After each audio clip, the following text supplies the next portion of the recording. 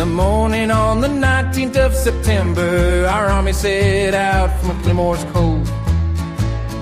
Down in Georgia, down by the Chickamauga, and I knew that the fighting was gonna be close. Down by the Chickamauga, by the Chickamauga, down by the Chickamauga, we saw our boys laying in rows. For 2 long days we heard the sound of cannonballs tearing through the trees like a summer rain. For 3 long days we heard the sound of rifle fire making our men scream out in pain. Down by the Chickamauga, by the Chickamauga, down by the Chickamauga, we saw our boys laying in rows.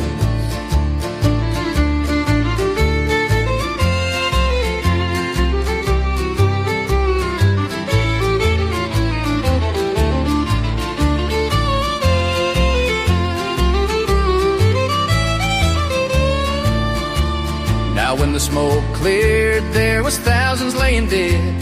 The river ran red with the blood of the brave. Brother fought by my side, and I was there when he died, the day we made our stand at Snodgrass Hill. Down by the Chickamauga, by the Chickamauga, down by the Chickamauga, we saw our boys laying in rows.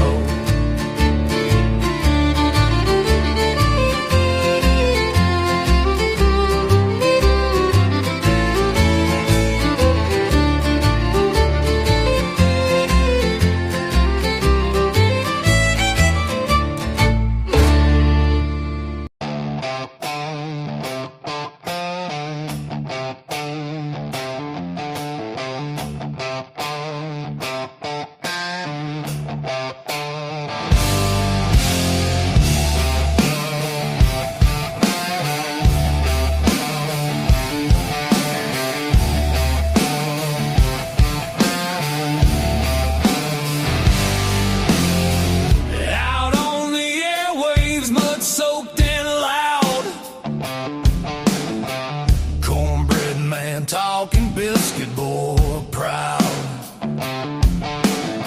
Static crackles like a rattlesnake's tail. Voices rolling like a freight train wheel. Cornbread Man, biscuit boy, talking live love and southern joy. Cornbread Man, biscuit boy, raise your glass, make some noise.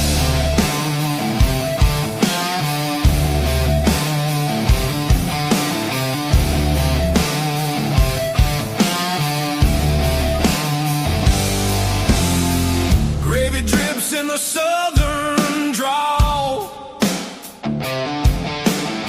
Stories thick like the cypress tall.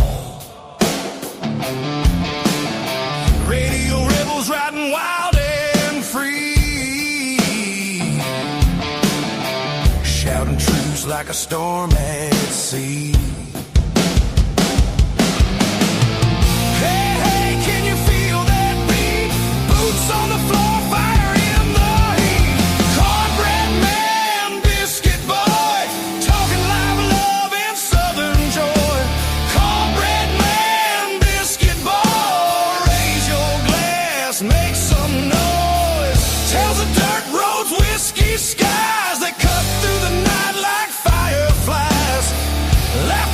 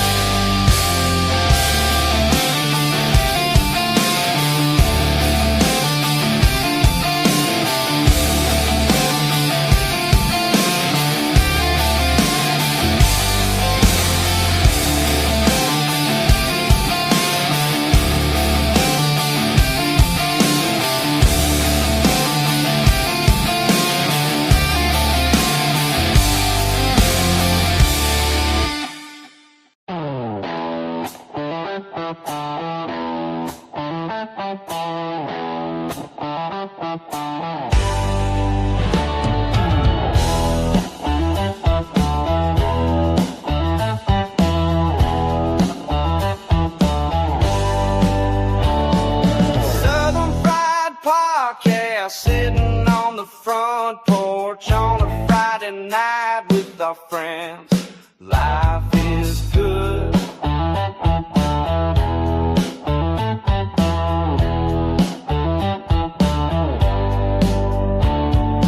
Come on by and take a chair or lean on the rail. Let's have laughter and remember fun times on the front porch.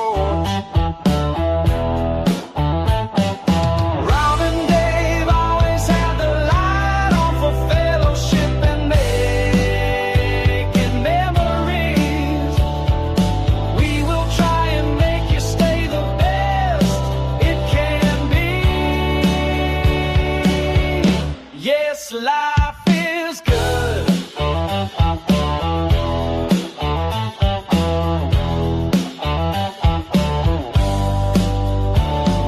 Sometimes life gets in the way. It's hard to smile on the front porch, but our friends remind us we are still here and care.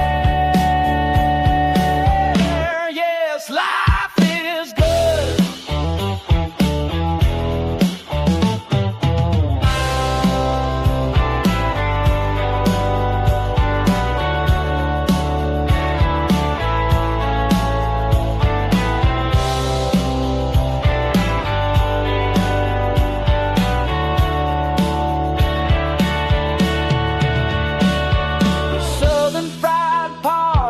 Sitting on the front porch on a Friday night with our friends. Life is good.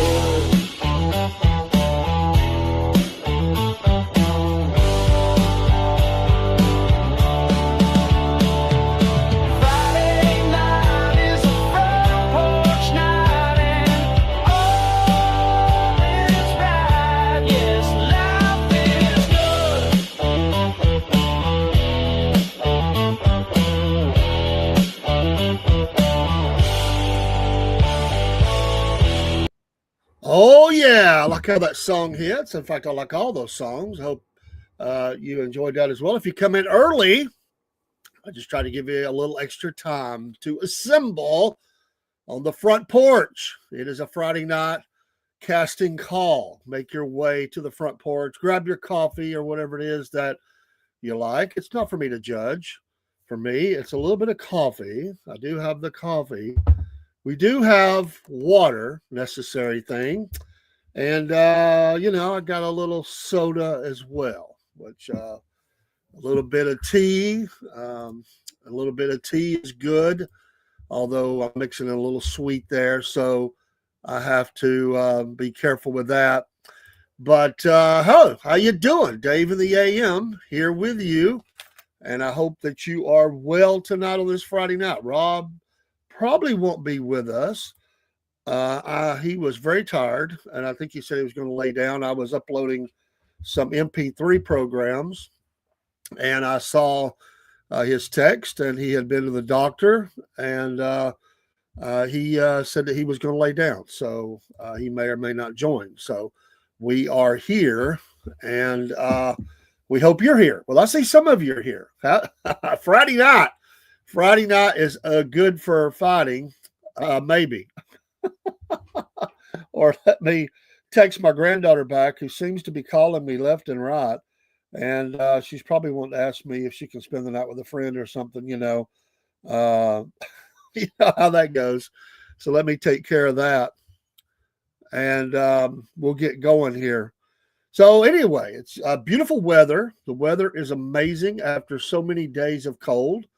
And it is nice to be back in the high 60s or, the 50s at night, 40s, 50s. I think it's going to be 70s and 50s. And it is amazing. It is absolutely amazing, the temperature swing. I mean, we were down to the low 20s and only in the 30s one day. And then now we have this really wonderful weather. It's just truly amazing. And it's like a second summer or something like that. And I have to, I'm going to have to take a phone call, and I apologize. Let me just put on a song here real quick and find out what the emergency is. And we'll play you with The Girl Left Behind. I'll be right back. I apologize.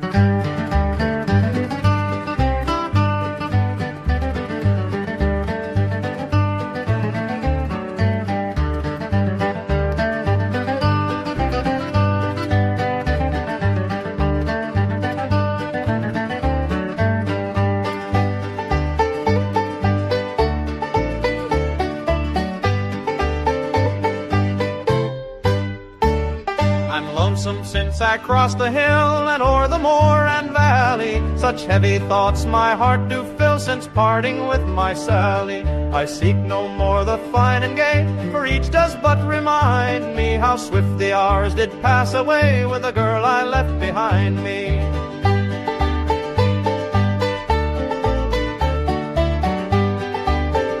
All right, apologize for that. Grandchildren emergencies, flat tire for the ride they have from the football game, and I'm going to help them out. So Anthony is in the house. Hello, Anthony. I apologize again for having to depart for a second, but hey, it happens. Anthony said, yes, I understand where Rob is coming from. I had a massive dentist appointment. Dentist appointment don't sound good anyway. When you say massive, that throws it to a whole nother level. And they're saying I might have to get all four of my wisdom teeth pulled and also get, yeah. Okay, man. You got to get some things done in there. And I get it, man. But massive. I don't like that word massive. unless it's the president talking about a massive refund or something, But hey, it's okay. Welcome again. Sorry for departing. That's a rarity. Just let me know that they were okay and they needed a ride when the football game was over because somebody had a flat tire. So you got to take care of kiddos, and that'll be later after the show. So hope you have great plans for the weekend. In the morning, don't forget, Paul LeBron and Dave, the Cornbread Man, will be live on the street in Ringo, Georgia, in front of Caffeine Addicts. We'll go off about 8:30. We tried to say 8, but they don't open till 8, and we get coffee. And so 8:30 to be safe. That should give us plenty of time. The Southern Fried Saturday AM, and enjoying that show. Some videos will be cutting in the town and things like that. I had a fun day. I got to do I told you I was going to be hanging out with engineers, and we got to do this massive, there's that word again, but we were doing an exercise where you have to work together and make the company profitable. But it was very much a fun game. We're going to be having the guy on that started this company. He used to have his own podcast when he was sort of building his own company around the time that COVID hit, killed his career, what he was doing. So he started this company, and he has agreed to come on. And he's also over a children's museum, or he's helping with a children's museum. I don't know if Miss Jen's in here tonight, but down in Rome. Anyways, we'll come on and talk about both of those. But I like his first number one rule about his company. You have fun. That's the first number one. And so anyway, he calls himself the ambassador of fun, ambassador of goodwill, the ambassador of fun. I kind of like that. So anyways, his name's Mark. We don't know a date yet, but he's going to come on. He's going to talk about that, his company, and switching gears. I mean, it always goes back to that. I said it the other night. Everybody's going to have a center point in their life, this stupid time, mask and all that stuff. And everybody's going to say before it's all, it's like BC, AD. It's going to be, pre-V, after V, I mean, that's what it is. Or pre-C, after C. And everybody uses that reference point, but it absolutely killed his career, and he had to start over. But he's a great guy, and he's going to be on. We're setting that up. Also, our guest from Wednesday night with the Southern Shadows, we're going to be doing a tour with them too. If you're in the local area and you'd like to be involved, let me know. It's only like $23. We'll do a ghost tour with them. But Miss Courtney is going to be on with me next Thursday night and we're going to be talking about the Battle of Chickamauga and General John Bell Hood. General John Bell Hood. And I don't know why my thing right now. John Bell Hood, and the whole show will be her talking about that. Well, I tell you, everything just went haywire tonight. I mean, what the heck? Things flipping on and ain't supposed to be moving. Hello, Barry. To straighten my teeth because I have a ton of crowding. I get you, man. Got to take care of them. Cute pup there. But yeah, best wishes for you on that. So anyway, she will be on Thursday night. Her friend, and I want to give you a heads up. We're on Podbean, and probably I'll be willing to bet none of you have listened to us on Podbean.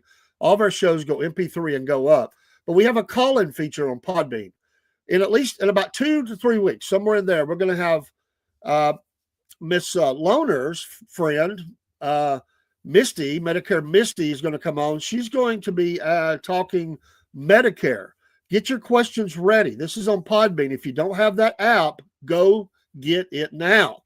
And you can call into the show. This is something we've never done before, but we're going to do. Actually, we have. Let me take that back. During lives, I have took phone calls before, and I took a phone call a couple of times from Russia, all over the world. But as a podcast, me and Rob have never done. I think we did one show together on Podbean, and anyway, we never did that again. But Medicare Misty is going to be on Podbean, and she's going to be talking Medicare. We'll let you know. Get your questions ready.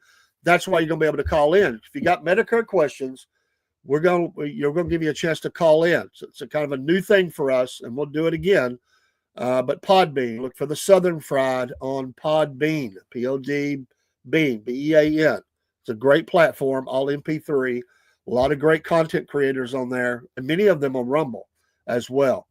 But anyway, that'll be coming up. Additionally, we have now on December 1st, we'll put all this in the schedule. On December 1st, we have a gospel country duo from Georgia called the Neils, and they're going to be on. And I'll let you know, Barry. We'll get you all the info. Just make sure you get Podbean, and we'll give you the number and all that. So if you got the app, you can just call through the app. Be no problem, brother. Be no problem. It's really easy. But anyway, this Christian country duo, they are so excited, and they're going to be in studio right here. We're getting more and more of this happening where folks are coming in studio. Jerry and I on Facebook, just FYI. Oh, that's fine. Thanks for letting me know. I don't, and the way I'm running some of the streams and stuff,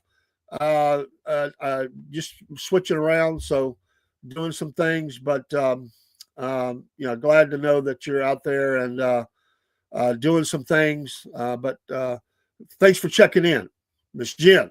Glad you're doing well. And anyway, I've got a few things pulled up, not everything. Y'all pray for Rob again. He had a long day, was tired, was sleepy by. Hey, I laid around all week. I fell. I told you I fell, and I was on my feet a lot today, and I went about as far as I could go, and I had to come back and check on my wife, and I just propped my foot up. My toe is killing me. I feel like, people that laugh at football players for turf toe, don't laugh. It ain't turf toe, but it can't be no worse. I swear. It's hard to walk. I'm glad I'm sitting. If this was a walking show, I'd be in trouble. You don't have Podbean, just you're on Medicare. Well, Barry, all you got to do is download Podbean. It's real simple. Just download it. It's real easy. And you're going to want to do that anyway, because there's going to be Podbean. There already is Podbean shows that don't go to the rest of the channels. So I can tell you that the Cornbread Man morning show on Podbean is never shared anywhere else. So I do that live quite often. So anyway, just letting you know, there's options out there if you want them. I just want you to call in with your Medicare questions. If you don't want to do that, you can send me your question and I'll try to get it recorded, or it'll be recorded and we can download it, but you can listen to it on Podbean. You're still going to have to listen to it there because it doesn't go anywhere. And we just announced these. If you're in our club on Buy Me a Coffee, which is at the top of the screen right now, and you join that club, you get news like that first. We post it there first. And because, these folks have invested into the broadcast and everything. And then we put it on Band. We'll put it on Band. If you're not following us, BAND, you should download that. Schedules on there, and we put certain things there, and you can join the band and follow us, knuckleheads, all of us, Elizabeth, Jen, me, Paul, Rob, Georgia Bubba, Uncle Jeb, whoever else has joined us on the program.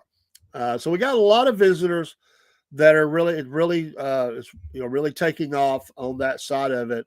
And these are not people that we went out and sought after. It's just happened. It's just the natural course of things. And of course, I'm going to re-air the interview with Miss Loner. Hello, Jake. I'm going to re-air that interview this weekend as well, just giving her plenty of airtime. And I will also re-air the interview with Miss Courtney at Southern Shadows. And don't forget our folks at Three Ravens Publishing, which is awesome, and get you a book. And also on December the 12th, Rob's not here, Jake. Rob is sleeping. He's resting. On December the 12th, before we go live, I'll probably be late to the inside the show, although we're going to do a live cut-in. That's what we're hoping, me and Paul, with from a book signing where Mr. McCracken Poston Jr. is going to be, plus another author that he knows very well. And she also has wrote a book about true crime in North Georgia, which I understand is very good. On Clapper, we're doing kind of book reviews for these kind of true crime stuff and missing kids. If you don't have Clapper, that's another way to find us as well. Anyway, I'm going to buy the book, get it autographed, and we're going to try to talk to people down there in the bookstore in Ringo. So that'll be December 12th. Go live right before 7 o'clock when this thing kicks off. I got to work out some logistics, but Rob will man controls in studio. I will be live, and then I will leave and then travel back and then join in when I get there, about 20 minutes away, 25 minutes, maybe 30 at the most. I'll be back in the program, or I may just stay in along the way. Who knows? I always wonder. I was a podcaster one time, and he was in California. And if you ever followed the Summer Wells case, her daddy, and they've never found her, but he had a rough night. He was drinking heavily, and he went out, and they were live on the air with him, and he got pulled over and arrested by the police during a live podcast. Wasn't reality TV, although it was like it. It would really happen. Wow. So I don't know about lives driving down the road. I'm always thinking something will happen and it'll be like crazy stuff, you know. I don't want you to see me if God forbid, my head got cut off or something's rolling across the highway. I really don't want you seeing that. It's a morbid thought. But anyway, just give you some news and notes. There's a lot going on. And we have some feelers out there right now on some other interviews and some things we want to do. And so we're just getting started. We're cranking. We're doing. There's a lot going on, and we're all good with it. We're in. That's what we signed up for. So I'll be looking for some of that stuff. We've got some people that's going to be joining us. We're going to be joining in with back in the spring. We're going to be joining in. Hopefully, we're working out the deal on that to join in with like it's kind of like a farmer's market, but it's so much more. And we're hoping to join that and just interview people on Saturday mornings along with that show and do our regular show. But we'll be switching for those weeks to an area where there's a lot of arts and crafts and stuff for sale. Be all kind of foot traffic galore. It's just around the corner from where we're at. And we'll also be setting up from other local cities as well. We got to work out, where we're going to be and make sure we have the stuff that we need, which we'll work that out. But it's kind of cool. You never know who's going to walk up. It's the man on the street kind of stuff, which I think is the coolest thing. You never know who you're going to meet. And then people don't know they're on camera. That's the beauty of it. They can't see the screen. We're not at this time, we're not running a screen facing them. So they walk up, they have no idea that they're on camera. And then when they find out, they're straightening their shirt and everything, like, oh man, I looked a mess. those are fun things, you know. But I grew up on that kind of the candid camera kind of thing, you know, talk to the people on the street, get their ideas about stuff, you know, and just you know, just you know, whatever it is, you know, ask them about their thoughts about the weather. I don't know.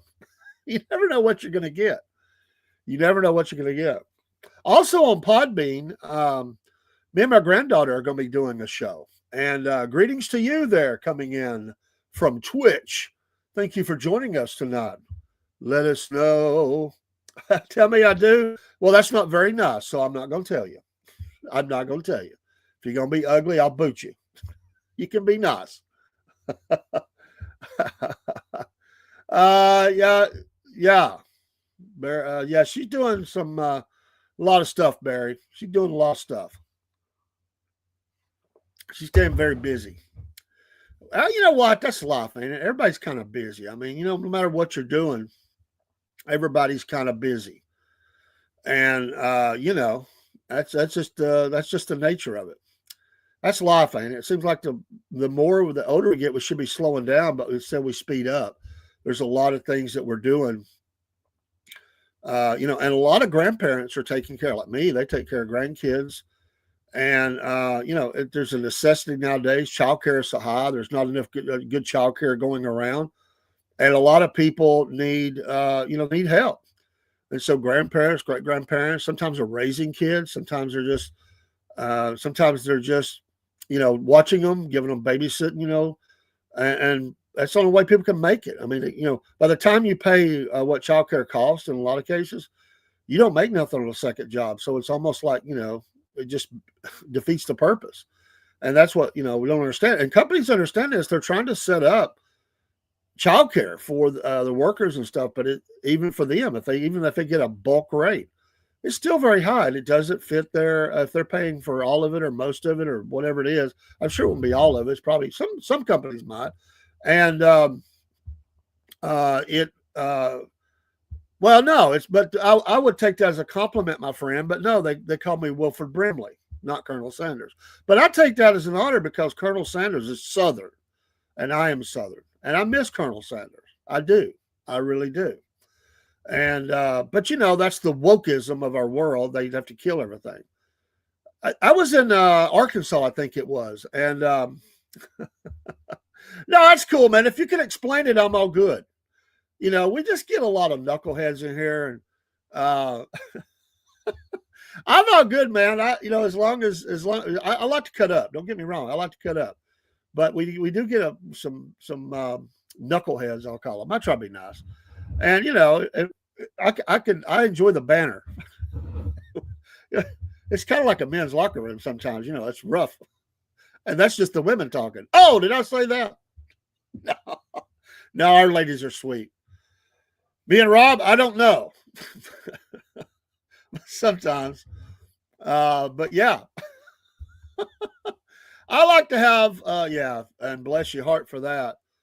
You know, the problem with when everybody is offended, then you can't have no individuality, and that's the whole idea, right? Everybody has to be the same. I've worked for some real bad people in my life. I mean, like real but ... I could work for them though, and here's why. I knew where they were coming from. And as long as I know what's expected, I won't never be the object of your attack, the people that won't do their job. So I can work for people like that. It doesn't bother me. It's better if they're nice and, you know, get along and try to encourage you and all that. I've worked for some hard cases before. I just want to know where I stand. What is it you want me to do? As long as I know that, I'm good. And some people can't handle that. And so we live in a world nowadays where everybody's offended. And we get cautioned about this all the time. As leaders, as people in industry, people working at their job as managers or what, supervisors or whatever, you know, it's almost, it's you know, be careful. Don't say this, don't say that. Comedy is gone. You can't joke around anymore. It's all serious.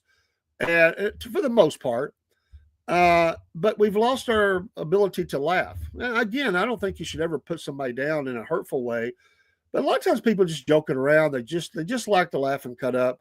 And, people can't handle it anymore. They don't have any ability to handle joking or anything. And it's, you can't even say anything. I mean, like, people get mad at you, no disparagement towards those who follow that ideology, as I hope they can see the truth someday, but it's always refreshing to find someone who is conscious of the damage that ideology brings. I've lost dear friends to it. Well, I think we all have, to be honest. Hey, Kenneth. Howdy, popping out. Say good evening. May lose a signal. Oh, yeah. Search and rescue case going on, Blood Mountain. Odd situation. Feds involved missing 67-year-old male.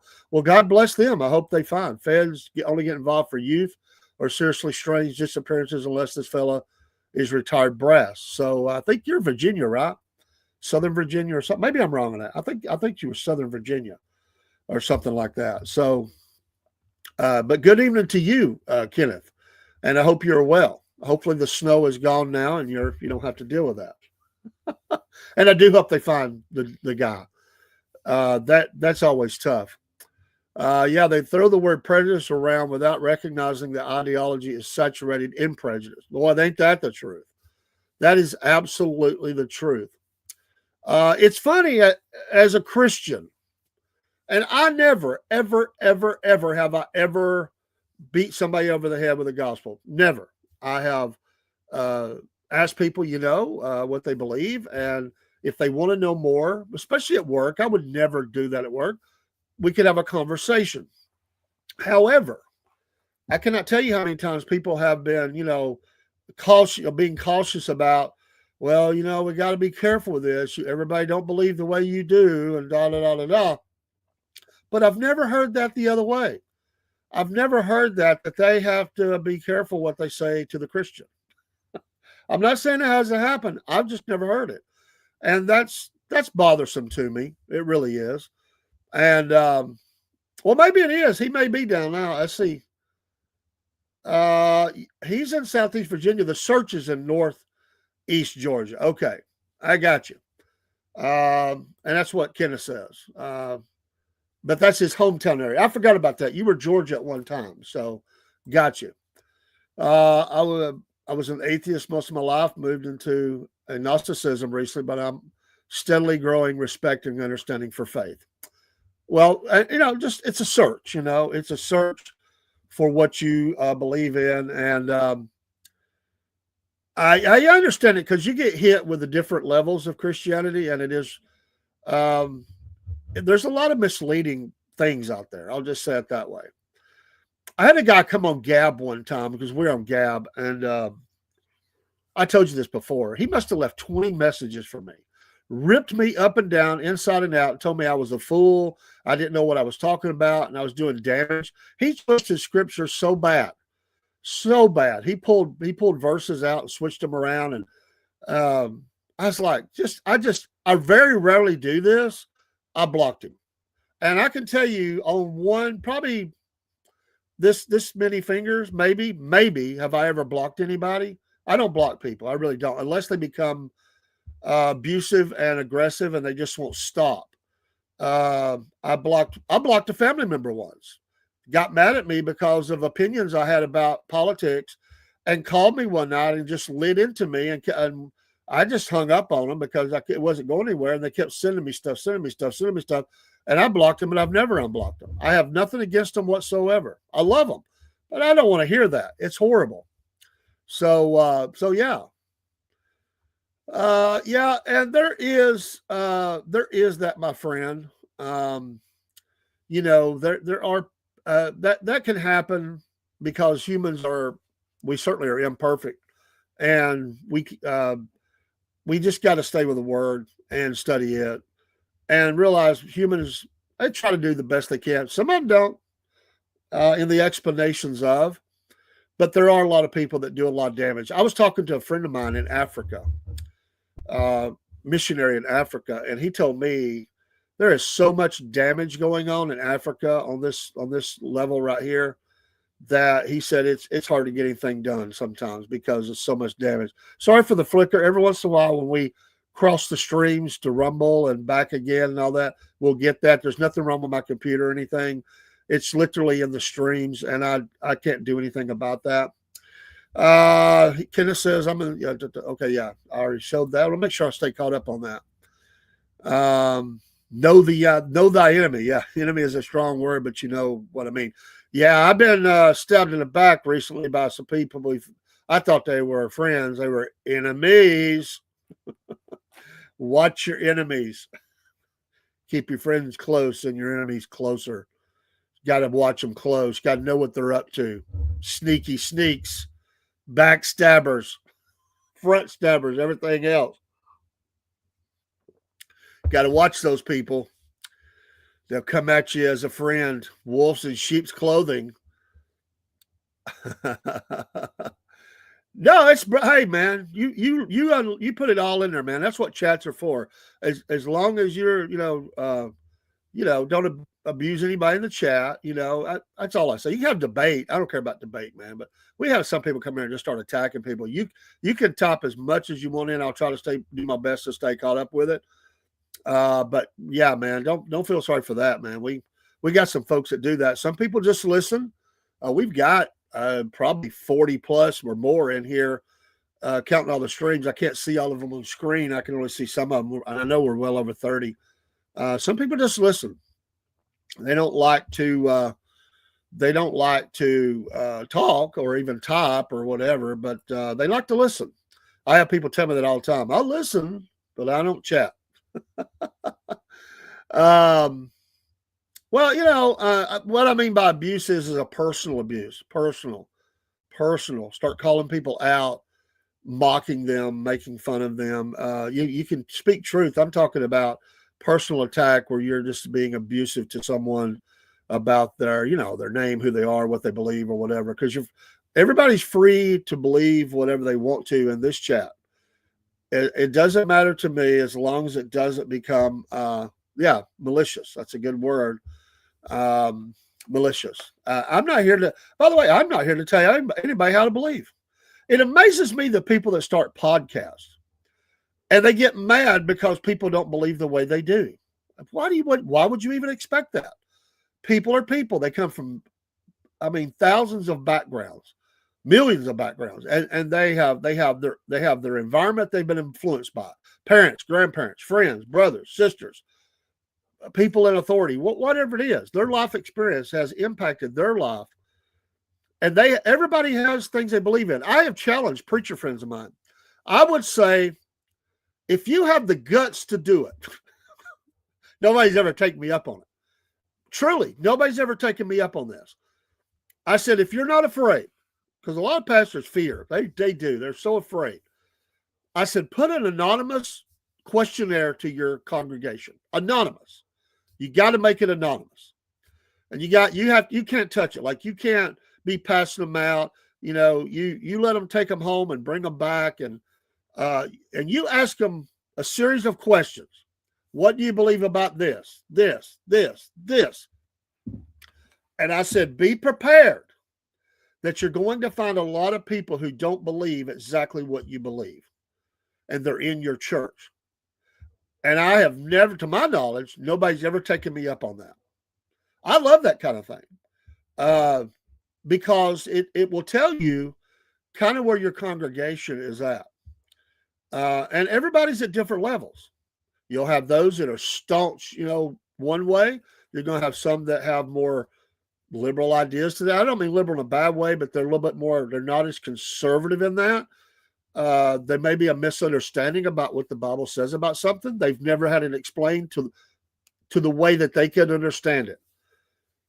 And I will give you one. I was in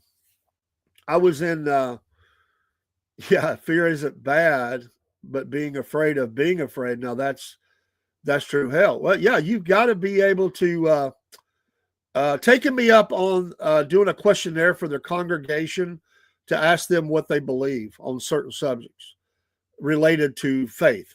And if you do that, well, you can even ask your own family. Start with your own family. I would I will tell you, I would challenge preachers to ask their own family anonymously. It would be interesting to know what you would get back. because I can tell you that sometimes people in your own family, inner family, I mean close, like wife, kids, they don't believe exactly what you believe. They have a different understanding about something, and I think preachers are afraid to do that. I really do. Most of them, they're afraid of the answers because they like to live in this. It's one of those things where, and hey, listen, I love my pastor, I love pastors, but I can tell you that pastors don't agree either. That's what cracks me up. All pastors don't agree on every single thing. They don't. Even those in like-minded ministries, they think they do, but they really don't. There are some differences. I can tell you I have dear friends, and we have had discussions about it because we're not afraid of it. And we have agreed to disagree on a couple of issues because we see it two different ways, and we're really not going to change each other's mind. It's not a bad thing. It's just open debate.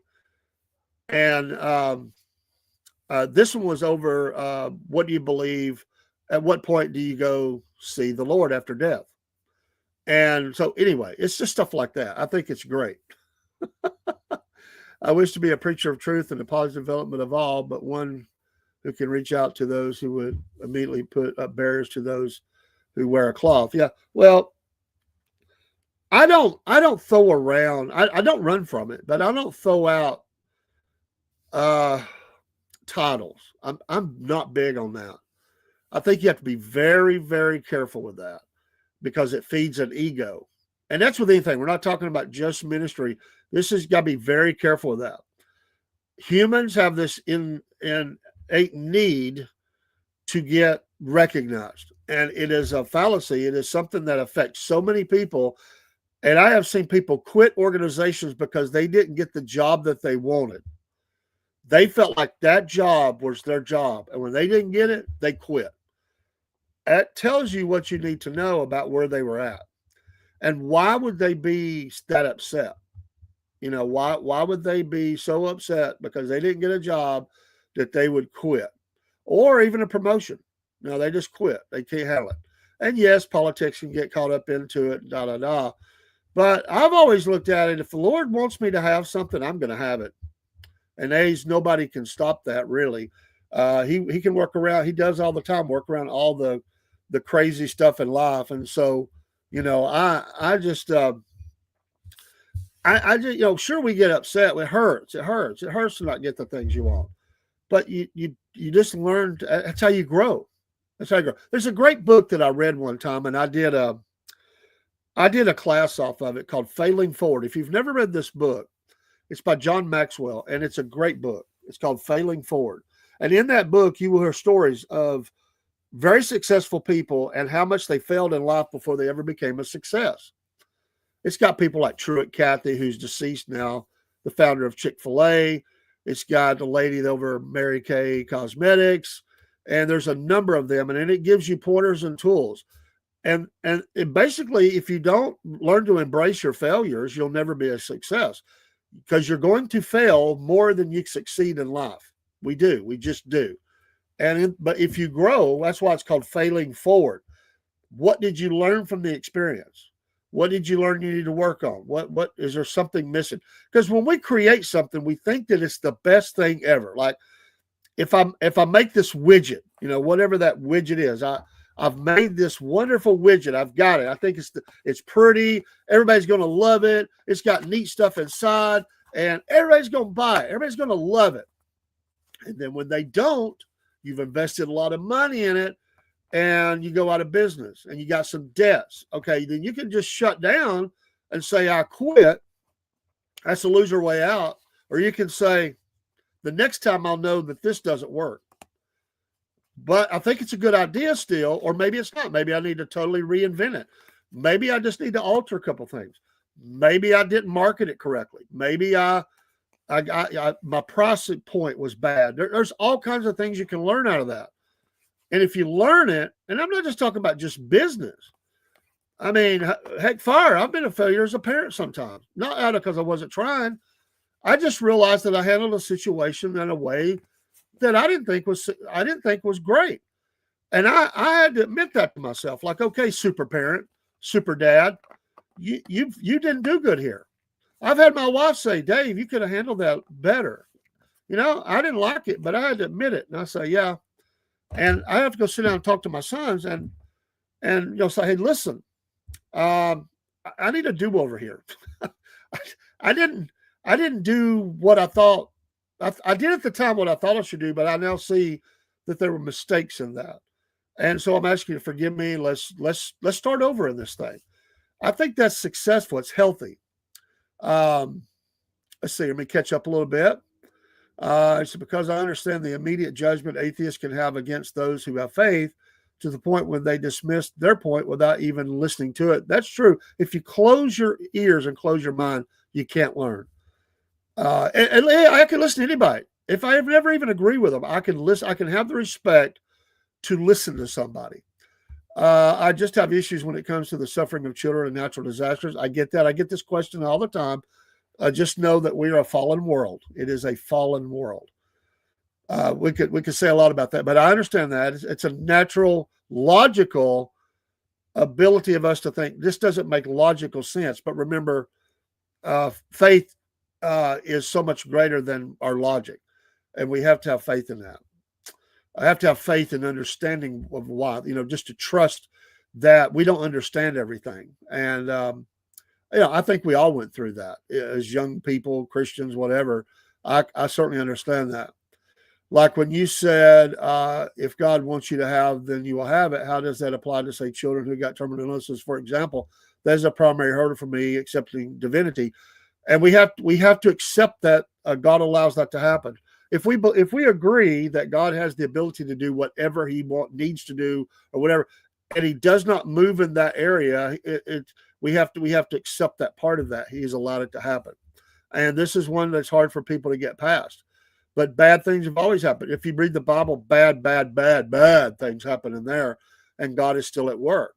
And we just have to understand that there's a greater plan. It will all come out in the end the way it's supposed to. It doesn't mean it doesn't hurt. Doesn't mean that we don't get angry and all that. Absolutely. But we just have to accept that part of it, that man is the bad, the bad one here. It's not God. Don't blame God. It's man, but God as an ultimate plan. No matter my decisions, I will get what God wants me to get. No, you're good. I spent 30 years being a leech and abdicating responsibility. That's a big admission there, my friend. Due to believing I would never be able to live up to it, but now suddenly I have been thrust into a position of responsibility over my brother, who's half my age and has been dejected by our parents. And it's down to me to lead and be strong for him. Well, God bless you for that. And that's one of the greatest things we could do. The Bible tells us to love God first and then love everyone else. That's the two greatest commandments. And there's a lot of evil in our world, certainly. There was a missionary couple that came back on not deputation. They were coming back to report. They were making the report out. So they were going down the interstate, and they were all in a van, and they hit something on the highway. It struck up and hit the gas can, or the gas tank, and it exploded the gas. It went into it. The spark exploded the gasoline, and the van and it mainly hit in the rear end, right? So it set the back of the van on fire. Going down the highway, they got stopped, and it's an inferno. The husband and wife get out, and sadly, they could not save any of the children. I think they had 7 children. Think about that. 7 children. Can you imagine how devastated they were? Did they think about sitting down and quitting? They sure did. But they said, no, we'll see them again. We will see them again. And they went back to the work. I can imagine, though, it's going to be a lifetime of prayer, faith, trust, praying. Absolutely. I couldn't imagine. You've been called a pilgrim at heart. Amen. But yeah, you have to. I have trouble determining whether there should be a limit to forgiveness or not. Just remember, we always forgive. The forgiveness is for us. It doesn't mean that people don't pay their debt to society. I have a son in prison right now, and it's very hard, very hard. But people make mistakes, even that have been taught correctly. And we all make mistakes. We all come up short, and we all fail. We fail a lot. A lot of people have a hard time admitting that. I've often said we should all go to some class and just hold up our hand and say, "Hey, I'm Dave. I'm a sinner. I'm fighting it every day. I'm getting victory on it most of the time. Some days I fail. Some days I fail. Many days I fail. Let me change that. Many days. Is it every day? I don't know. I have to ask God on that one. But it does.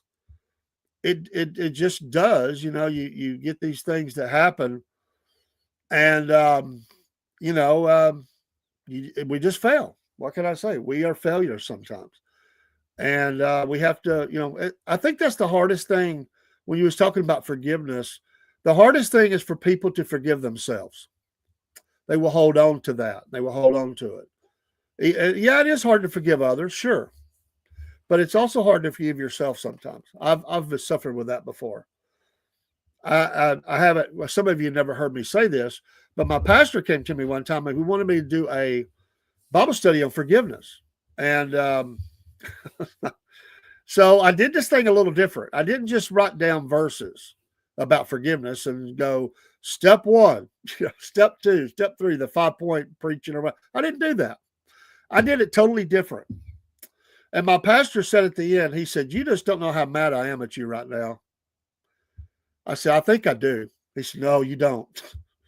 He said, "As much as my face shows it, I'm madder." He goes, he said, "I'm glad you did it." What happened was I gave scenarios to people, and they didn't know what the scenario was until they opened up the paper. And when they read, these were extreme examples. And when they opened up the scenario, in fact, he was one of them. He said, "I don't want this one." I said, "That's the one you get. You got to deal with it." He said, "I'm already mad." I said, "I know it. Deal with it. If you're going to get a master class in forgiveness, you have to go there. You have to go into that part of you that doesn't want to forgive, and you got to defeat it." And these were hardcore situations, let me tell you. There were people crying during the session. There were people angry. There were people mad at me. They were mad at God. They were mad at themselves. It was about 2 hours. I'm going to tell you, when it was over, nobody knew what to say. So my pastor says, "I want you to do this again in a regular service." I was like, "Are you kidding me? This is crazy. I don't know if I can do it." Well, we did it. And we had some visitors come in, and we explained to them it was a different kind of service. And we asked them if they wanted to partake, if they wanted to leave. We perfectly understood if they could just want to sit there and watch. We definitely put them on, the knowledge that what we were fixing to cover was intense. We never saw them again. About halfway through, I knew they were never coming back. They ended up just listening. They didn't partake in it. But they were like, wow. When I say intense, I mean like situations like your daughter was killed by a drunk driver. And that was the pastor's. Your daughter was killed by a drunk driver. The driver went to prison for 15 years. He gets out of prison. Your church is out on knocking doors, asking people to church. He doesn't know that the people come to his door is your church or that you're there.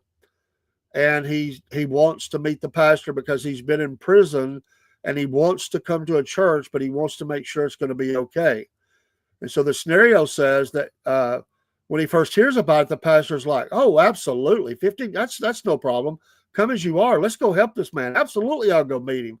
And when you get to the door and the door opens up, it's the guy that T-boned your car and killed your daughter as a drunk. And it ends with a question, "What do you do?" And that's when he said, "I don't want this. I do not want this question." And I said, "You get the one you get." I had to do that.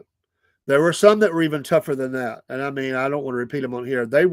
This is stuff that probably most people don't even talk about in church, to be honest, except by code word, because they can't even say it. We had no children there. It was all adults. It was understood. And it was husbands and wives. Everybody's was there, all the couples. There were no single people there. It was all husbands and wives, the core of your church. I'll never forget it as long as I live. I don't know if I can do it again. I'm going to tell you, it took so much out of me to even do that class. And what it showed me is, in the end, this is the answer I got out of it. We do a very bad job in this area, very bad. And here's why I say that. Because a lot of times you think you have forgiven someone. You say you have. The words come out, oh, I forgave them. But you got to be very careful. There can be that little bit of bitterness that's still down there in here, in your heart, somewhere. You've pushed it so far back, you forgot it was even there. And when that person's name is mentioned, if your stomach tightens up a little bit, like you could feel your blood pressure rising a little bit, you haven't forgiven them. You're angry. You have not. And not fully. And that's the hard part. And we just struggle in this area. It's not meant to be easy, by the way. It's not. When Jesus was on the cross, and I'm not trying to make it all ministry or anything, but I think it's perfectly acceptable. I think most people listen have at least an understanding, and you always have the opportunity to leave the channel. But I will say this: when Jesus was on the cross, he said, "Father, forgive them, for they know not what they do." That's the answer. If he can do that, now he's Christ. But we should always try to get to that point. And what did they do? Well, we know what they did. And we know how violent they did it. And if he can say that, then we have to have the mind of Christ. It's hard. There's nothing easy about it. It's like being a parent. There's nothing easy about being a parent. If somebody tells you it's easy, man, get them checked out. It's not easy to be a parent. It's not easy to be a grandparent sometimes. Now I'm both parent and grandparent. It's not easy. It's not easy. I was listening to someone today, and they were telling the crowd, the group, about something their boy did at school. Oh man, I'm getting called down to school. You did what? Have you ever had that call? You're like, oh man, and it's just the most horrible thing to have to go and realize your child is not perfect, just like you. And every parent has said this. I thought we talked about this. You know better. Why would you do it?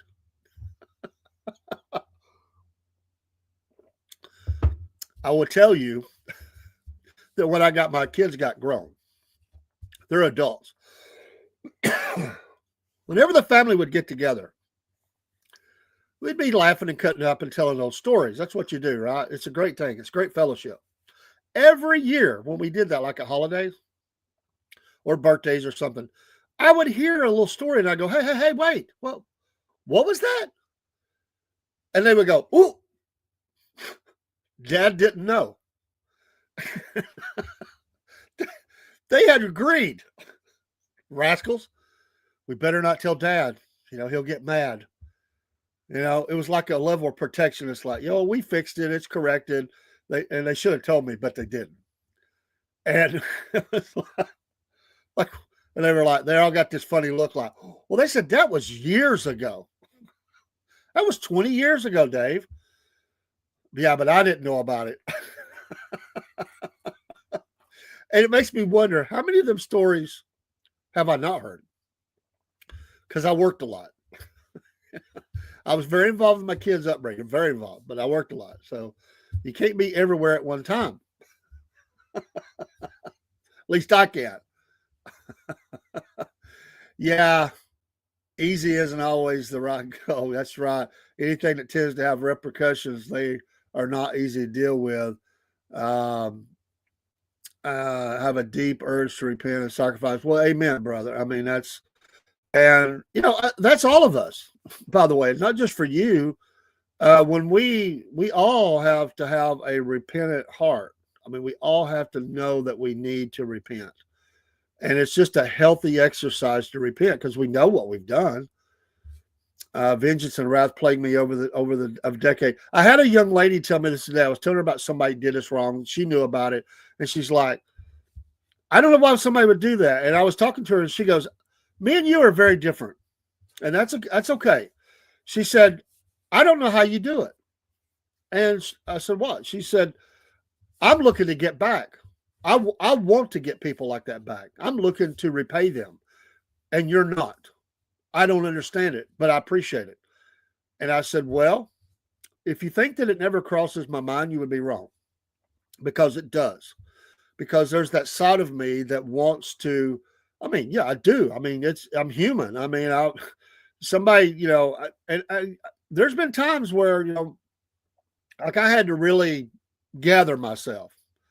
And I remember one time I came home from work and my wife says, hey, one of our sons, he got into the disagreement with the girl down the street. They grew up together. They were still very small. I don't remember how old. Anyway, they both kind of pushed at each other. I told him never to do that, but she pushed him. He pushed her back. She fell down. She told her mama, or she told her dad. Dad didn't live there. They were separated, but the dad comes over. He calls down the house and he tells my wife he's going to kick somebody's rear end, and he didn't say rear end. And I said, he said what? And she said, he's supposed to call you here in about 20 minutes. I said, oh, thank you very much. I'm looking for that for a phone call. So he calls in and he starts talking to me about it. And I said, stop, Ola. We'll talk about that in a minute. This is an easy fix for kids. I said, we got to take care of the issue first, that you called my house as a man and you talked to my wife and you made a threat. That I have a problem with. That will not be tolerated. And he instantaneously, he said, I was wrong. I'm sorry. I was angry. I got on the phone. I should have never addressed a female like that. I should have certainly never addressed your wife like that. And you are absolutely correct to be mad at me. And I'm just asking you, can you forgive me? And I just want to, he said, I've had time to cool off. And I realized that both kids were at fault, but he's a boy. He shouldn't be pushing around. I said, listen, man, we got it. We're on the same page. But yeah, when she told me that, the little red dot was right here. Like, what? Terminator. What? He said, what? So we all feel like that, like, oh, yeah, let me just go deal with that right now. You just don't mess with somebody's family like that. And, but some people react and they just go do without ever thinking it through. And it's not easy. It's not easy. What about stuff at school? I mean, all of us get angry about stuff that happens. You got to go deal with it, and you got to stand up for your kids. But, you got to measure it. You got to stand up, but you can't act a fool. I mean, first of all, you got to get all the facts. You may only have part of the facts. There's a lot of part about reaction is first you got to gather all the facts. Sometimes the facts are not known. And kids, I know it's not a super secret, kids will cover that for themselves and make someone else look like the worst one, and they will lie. Oh, there's a shocker. You mean to tell me that kids will lie? You dang right they will. Did you lie when you were a kid? Most likely, at least at times. Self-preservation. I knew a person once, and they told me they had a real problem with lying. They were an adult. They were in their 30s. And they said, I have just recently been convicted by my lying, and I am working on it. I'm praying for strength. I have lied my whole life. I don't know why I do it. I just lie. I lie about everything. This was a person that went to church, that loved God. And they said, I'm telling you, I'm a liar. Oh, is swearing a sin, a condemnable act? Well, any word can be swearing. It's how it is used, my friend. But, I think if society, has determined, we know that there are slang words that mean things, but sometimes that's just so out of bounds because culture will make a word bad. And I don't want to use them tonight, but I was at work one day and I said this word, and it's in relation to sports. And someone said, oh, I can't believe you said that. I said what? I said it again. They went, oh, I can't believe you said that. I said, what are you talking about? And they said, that's a dirty word. I said, no, it's not. What are you talking about? And another guy said, it was in a movie and they made it into a dirty word. He said, but he's right. It's always been a baseball term and it's not. And now you're all trying to figure out what it is. Just the way the brain works, right? And it has become, but it's always been this, but now it means this. But he said, that's baloney. He said, he didn't say a dirty word. To you, he did, but he didn't. And that's what I mean by that. What is dirty? It can be a lot of things. Is 6'7" dirty? That seems to be all I hear anymore. 6'7". Is that dirty? I don't have a clue. I know that all the kids are saying it. I know it's some kind of kid rebellion and they're saying it. I have no clue. Is it dirty? I don't know. It's a number 6 and number 7. I can tell you that. But is it dirty? I don't have a clue. I'm getting older now where, I say things that become dirty because society is determined, oh, we can't say that.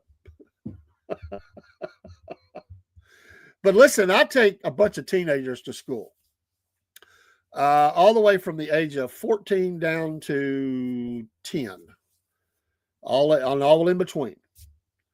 And I can tell you that there's a lot of words that they're saying. Now, I don't like them. Some of them are not dirty, and they don't say dirty things to me. Although there's some words I ask them that I think they shouldn't say, and they'll say, I am so sorry. I literally, you got to say literally a lot. I literally didn't mean to say that, Papa.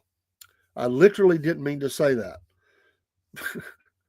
But they forget I'm in the truck. They get so caught up in their little conversations, I asked one of them the other day because they were making fun of a girl. Yeah, she always says something in front of Papa and gets embarrassed. So I looked at her and I said, what about you? Do you curse? And she went, oh. I said, you don't have to answer. But I wanted to see your reaction. I said, do you curse? She's in high school. Do you curse? I said, don't answer it because you know the answer. And it really doesn't matter if I know the answer or not. You know it. And if you're saying things as you shouldn't, clean it up. I'm just saying. Another thing I do, I will say this. I learned this a long time ago. As a man of God, whatever you will say, I do preach the word. I'm not putting myself on a pedestal. I'm just Dave. I'm a sinner. I'm trying every day. Okay. It's an honor to be able to open up the word and share. But I will say this. I am not the speech police. That's not a job I want. I don't ever, I will, if my kids were around, I would only ask people to please not say certain words around my kids because I'm trying to kind of guard their little ears, But I don't get on to people about that stuff. I'm not the speech police. I can walk away. I'll remove myself. They will learn very quickly that if I didn't care for it. But I'm not here to tell you how to talk. That's ridiculous. And I've seen people try to be that, like, you shouldn't say those words. That's not my job. That's not my job. And I'm not going to get caught up into that. I'm not the hall monitor dude, okay? That's not my job. I don't want to tell people how to talk. If God can't, if you don't listen to him, you're not going to listen to me. You can say it in your heart. I would never know it. I don't want the job. When did people think that preachers have to get onto you for your speech? It's not my job. Anything said after the word literally is a lie in my experience. I love that. Hey, Sigmund. But does anger respond in a measured way? No, anger does not. Anger is anger. By God, let's go get them. Anger is a plot. Sometimes this might be necessary, though. That's not a bad thing. I'm gonna tell you, you hit my kid, knock him across the room. You're getting in kind. I don't know where that happened either. That we're supposed to be solemn and always measured. We can't raise our voices. We always have to talk like we're a funeral director. No, you hurt my family. I'm hurting you. You're not doing it. I don't like to have to do that, but you made the choice. You made the choice for me. You slapped my wife, it's on. It is on like Donkey Kong. I don't know where that came from either. People think that Christians are pushovers. I've heard that Christians can't be football players. That's ridiculous. You know how many preachers are running around on football fields? When they're on the field, they're a warrior. Let's go. Yeah. That's dumb. That's a myth. To think that Christians just roll over and die? No, we fight. We just know where we're going if we die. You ever saw the movie The Tip of the Spear? It's a great story. Jim Elliott and all. It's a great, great story. I heard his wife speak at a church once after he died and all that. But in the movie, and I don't know, I guess it really happened this way. They let the cannibal tribe or whatever run the spears right through them. They didn't try to resist. That's not me. I want to reach you, but I'm not letting you kill me. Okay. I'm not that dude. And if that makes me bad, I don't care. I am not going to roll over and let you just run the spear through me. I may still go down. I was at the walking track one night. A preacher friend of mine, he said, dude, I love to hear you say this. He goes, because I do the same thing. Me and my wife were at the walking track. And you ever been out walking at a track, but you stay a little bit too late? Because the later it goes, when it get that there's a crowd that starts coming in that's way different than a walking crowd. And we had stayed, and I looked up, there was me and my wife, and there was one other guy walking on the track. And me and my wife had just been talking. We're walking. We're just enjoying the evening. It's a beautiful evening. We're walking. And I look over, and there's these 4 or 5 guys sitting in the car, and they're all just sitting straight ahead looking. I don't know if they're stoned out of their mind. They might feel like the car's going 100, or if they're up to no good. So I was like, and I looked up, and the other walker had left. He was pulling off the parking lot because we was on the other side of the track. I was like, oh, man. And so I'm like, there's nobody here but me and my wife. So I'm thinking, save the wife. I'm going down with the ship. So I said, here's the deal. We had one cell phone back in those days. We didn't have two. So here, honey, here's the cell phone. We made up this plan. I said, here's the cell phone. I had my friend Paul LeBron, who was on with me on Saturday mornings. At that time, he lived just up the street in an apartment from the little park. I said, if these guys get out of the car when we go by, as we're trying to head to our car, here's what I want you to do. And I didn't have a weapon. I didn't have no knife, gun. I didn't have nothing like that. I said, here's the phone. I said, I want you to take off running and don't look back. You can be, dial 911 or whatever while you're running, but you run to Paul's house and get him. And if there's anything left of me, you and the police or whoever, Paul, not you, but Paul, you can rescue me when you get back or when help gets here. She said, what are you going to be doing? I said, try to live. And I said, so in my mind, I'm working up all these moves, which it's not going to go that way, but somehow we do that. Like, okay, I'm going to kick one of them in the knee. I'm going to punch one of them right in the nose. I'm just working up these scenarios, but all of it was designed to give my wife getaway time. And so anyway, nothing happened. I think they were just stoned. They're just sitting there. They never moved. I thought, are they dead? But their eyes were open. I think they were just stoned out of their mind. So anyway, we go to the car. I was telling a preacher friend of mine that story. He goes, dude, I do the same thing all the time. I like work out my fight moves. I said, have you ever used them? He goes, no. I said, do you think it'll work? He said, probably not, but it makes me feel better. Hey, you know what? You start working out a plan. It's better to have a plan. You'll have to adjust the plan. Somebody, one of them are going to get a good shot on you in the head or something. You're going to have the bloody nose. You're going to be on the ground. You're going to have to figure out what you're going to do. It's like Clint Eastwood in the Dirty Harry movies. I mean, he got hit in the back of the head because the guy had the drop on him, right? And so when he's down on the ground, he pulls that knife and he sinks it in his knee. See, his plan changed because he was always, the gun. He was always, I'll take you out. But he had to alter the plan. It's a good plan. He lived. But sometimes you got to do that. But I don't know where people got this idea that Christians don't fight. No, Christians have always had to fight. Fight for survival. Fight for your right. Not for party. For survival. Oh, man. It's a crazy conversation, but it's good. I enjoy it. We probably drove the chat crazy. We still have quite a few in here. We thank you for listening on this beautiful, beautiful Friday evening, 9:07 on the Eastern time zone. It is nightfall. I hate to get dark early. I hate that. It's gotten dark. It's not cold though. Thank goodness for this. Not raining. That's another benefit. It's a beautiful night to be sitting on the banks of the Southern Fried River as it flows gently through the state of Georgia to parts unknown in the state of Florida. We'll have to look for that sometime. Sitting on the front porch with our friends, got tea and water and coffee. Coffee's probably getting cold. It's a little cold. Enjoying our time together, having deep philosophical, eternal conversations, which is great. You know, when I was a kid, I used to sit around the adults, and all the kids, they wanting to punch shoulders and tell stupid, silly jokes, and I just felt, I don't know, I was kind of an old soul when I was a kid. I didn't really get into none of that, and I was very much shy, introvert. I like to sit around the adults. Their stories were better, so I would just get as close as I could, and I would just listen. And I heard all, I'm not talking about listening for, dirty stuff. I just thought their stories are much more interesting, telling stories of things they did in their life, fishing trips they went on, crazy things that happened to them, their life experiences, their work experiences.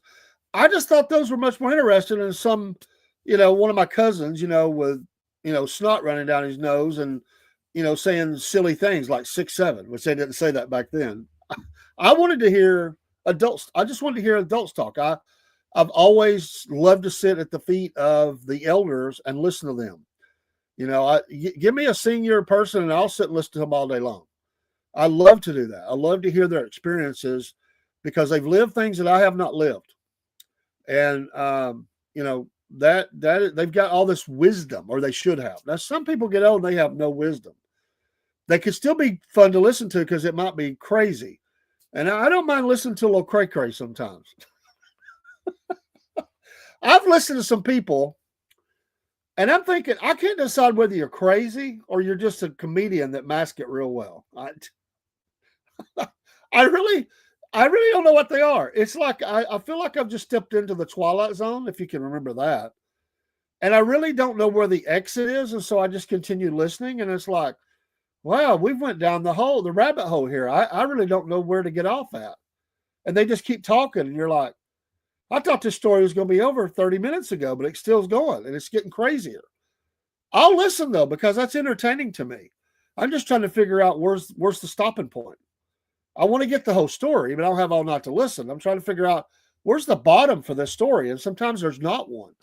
And I think, are you making it up as you go along? I mean, how do you get that crazy? Some people got some stories. I like that kind of stuff. That's what I like about the podcast. People tell you weird, horrible, even, wow, I can't believe that happened. I've never seen that before. Have fun with it. I mean, it's a story. I tuck all that useless information away, and somehow or another, God uses it 10 years, 20 years down the road. And I'm talking to somebody and they bring up something. I go, it's kind of funny. I talked to a guy one time, or I talked to this lady one time, and they told me about this.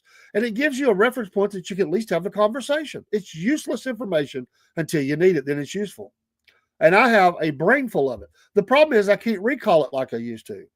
The brain just doesn't work like it's supposed to anymore. But every once in a while, it still pops up. I'm like, oh, okay, good. That's good. I kind of know what I'm talking about. By the way, I was on the podcast the other day.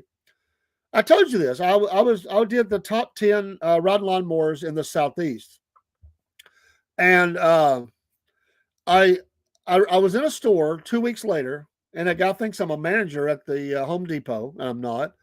And he wants help. He says, "What's the best mower?" Wow, we just talked about this. I told him what the survey said. Survey says, and he appreciated it. He's like, "Okay, all right. I'm glad you didn't say this brand because I've been having trouble with them." He goes, "I think you just gave me some good advice. I appreciate it, friend." I said, "Okay, if I can help, I can help. I'm not the manager, but I'm willing to help somebody." Have you ever been somewhere and somebody thinks you're the manager and you just go with it? I have done that before. It's like, because I just knew, and I'd be like, "Well, we have this 3 for $5 over here, and if you get the coupon over there, you'll get $1 off." And they just go, "Oh, thank you so much, sir. You're a big help." I'm not the manager. I just knew that there was $1 off. And I think that's cool. Now, I didn't do it hurtfully. There's people done that.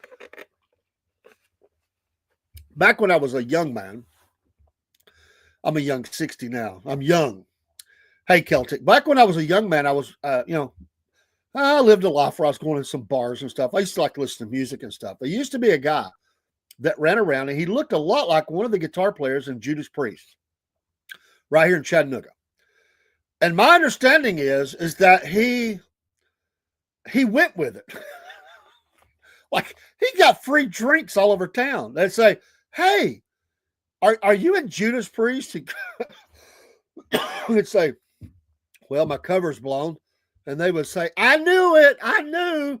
You wasn't going to say it, but I know you're that guy. What's his name? Yeah, that guy.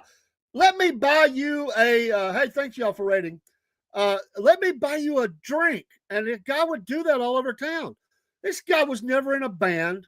He couldn't even play guitar, but he had great hair. And he did kind of look like, I don't know if it was KK Downing. I think it was KK. And he would go with it. And you know what? One night I ran into this guy. And I'm like, oh, yeah, I hear you're in, I was joking, I hear you're in Judas Priest. He's kind of laughing. He goes, well, I said, he told me, he said, you know what? He goes, I don't take them for a lot of stuff. He goes, I'll take a drink here or there. He goes, you know what they like about it? It makes them feel good. He goes, I used to tell them every time, no, that's not me. That's not me. That's not me. I'm not in a band. He goes, they wouldn't believe me. So I just went with it. You just go with it,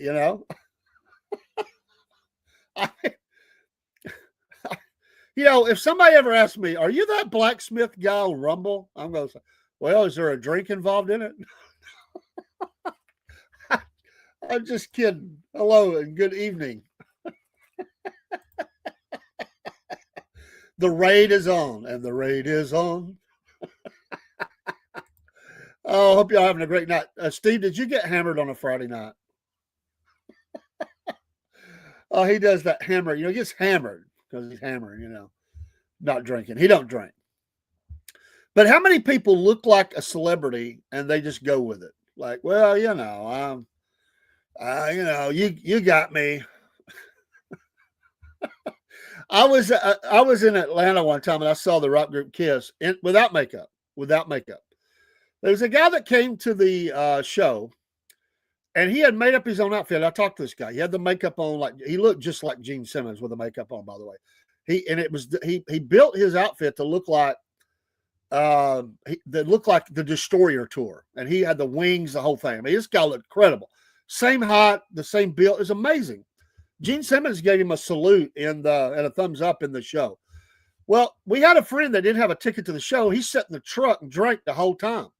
So we got out of the show. We go back to the truck, and the guy goes, hey, I met Gene Simmons. And we're like, no, you didn't meet Gene Simmons. Yes, I did. I met him. He had the makeup on, had the outfit. I met this guy. He's 3 sheets to the wind or 20 sheets to the wind. I don't know. And I said, no, you didn't meet Gene Simmons. Yes, I did.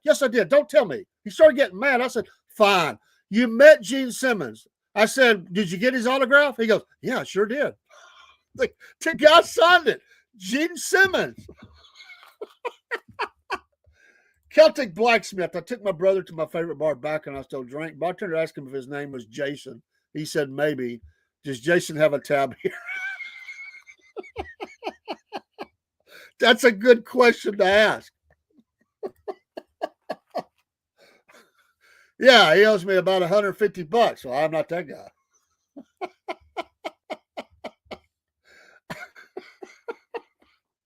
Oh, man. But it bothers me when people come up to me and they go, I know you. I don't know what they mean by that. Like, is it a good thing or a bad? They'll say, don't I know you from somewhere? And that's what I'll ask them. Well, was it a good experience or bad? They'll say, bad. I'm not that guy. I just look like him. If they say, oh, it's a great experience. Oh, yeah, it's probably me. And then I've had this happen. I never remembered who they were. And they'll go, didn't we go to school together? And I'll say, yeah, probably. His real name is Mike.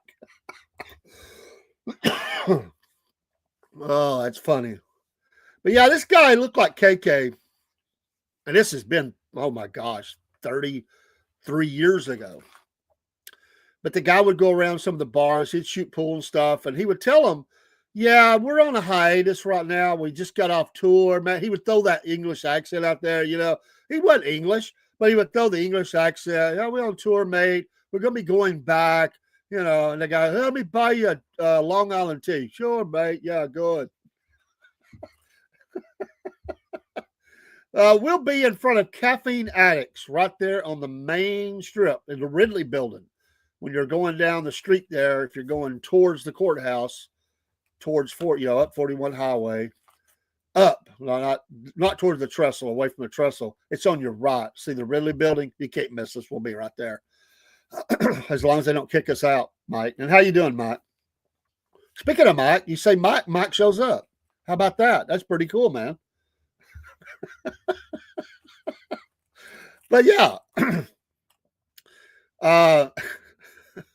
we were at this event today, and they asked me. Here's one for you.